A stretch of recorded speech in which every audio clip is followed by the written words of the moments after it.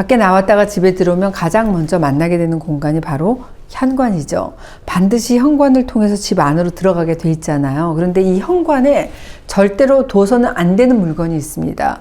무심코 방치했다가는 나뿐만 아니라 우리 가족의 건강까지 해칠 수도 있는데요. 어떤 건지 알려드릴게요. 첫 번째, 밑창이 다른 신발입니다. 보통 신발 언제 버리세요? 뒤꿈치가 찢어지거나 좀 해지거나 하는 경우 아니면 신발은 좀 쉽게 버리기가 안 되잖아요. 그런데 밑창이 다른 신발은 내 관절 그리고 척추 건강을 위협할 수 있기 때문에 당장 버리시는 게 좋습니다. 신발 사면 몇 년 동안 계속 신게 되는데 지금 내가 신고 있는 신발, 자주 신는 신발의 한번 밑창 한번 확인해 보실래요? 특히 운동화 자주 신는 분이다 그럼 밑창이 닳았는지를 반드시 체크해 보시는 게 좋습니다. 운동화 굽이 닳잖아요. 충격 흡수율이 낮아집니다. 흡수율이 낮아지면 무릎하고 내 척추에 손상을 주고 무릎 관절, 척추의 퇴행을 촉진할 수밖에 없어요. 방치하게 되면 관절염, 허리 디스크를 유발할 수 있습니다. 그러면 신발장에 사놓고 오랫동안 안 신은 운동화는 어떤가요? 그건 안 버려도 되죠?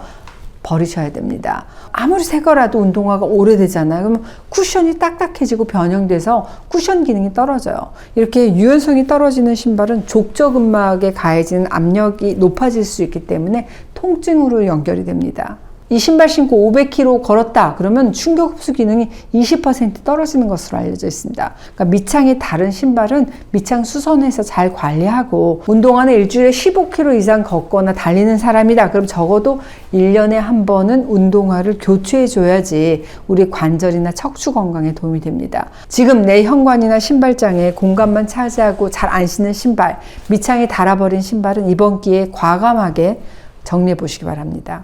두 번째, 마스크입니다. 현관에 마스크가 있어? 하시는 분들도 있을 텐데 마스크 쓰고 외출했다 돌아오면 어때요? 현관문에 이렇게 걸어 두시는 분들 꽤 많습니다. 이렇게 걸어 뒀다가 다시 나갈 때 현관에서 꺼내 갖고 사용하시는 분이 있는데 절대로 안 됩니다. 이 마스크는 기본적으로 일회용인 경우가 많잖아요. 일회용 마스크는 재사용을 하게 되면 오염, 감염의 위험이 증가할 수 있어요. 마스크 쓰면 어때요? 내부가 축축해지는 경험 다들 해보셨을 겁니다. 호흡으로 인해서 이 마스크 내부는 습한 환경이 조성이 되면서 세균과 곰팡이가 번식하기 적합해져요. 게다가 마스크는 한 번 사용하게 되면 필터의 정전기 성능이 떨어져서 미세먼지, 병원체 등을 걸러내는 기능이 떨어지게 됩니다. 특히 KF94 같은 고효율 마스크는 습기나 오염에 노출되잖아요. 그럼 필터 기능이 현저히 떨어지는 것으로 알려져 있어요. 재사용한 마스크로 인해서 알레르기 반응, 천식 이런 호흡기 질환을 유발할 수 있고 이 마스크 내부에 남아있는 땀, 기름, 세균 등이 피부하고 접촉하게 되면 여드름, 뾰루지, 접촉성 피부염 이런 트러블을 일으킬 수가 있다는 거. 세 번째, 오래된 조화입니다. 인테리어 목적으로 우리가 이쁘게 현관에 조화를 두는 경우가 있는데 이 조화가 오래되잖아요. 먼지가 쉽게 쌓이고 이로 인해서 알레르기 이런 호흡기 문제를 유발할 수 있습니다. 근데 더 중요한 문제가 있어요. 이 조화는 플라스틱, 합성 섬유, 그리고 화학 염료로 만들어지는 경우가 있는데 시간이 지나면서 이런 재료들은 어때요? 휘발성 유기화합물을 방출할 수 있습니다. 이런 성분들이 두통, 어지럼증, 호흡기 자극 이런 것들을 생기게 합니다. 그뿐인가요?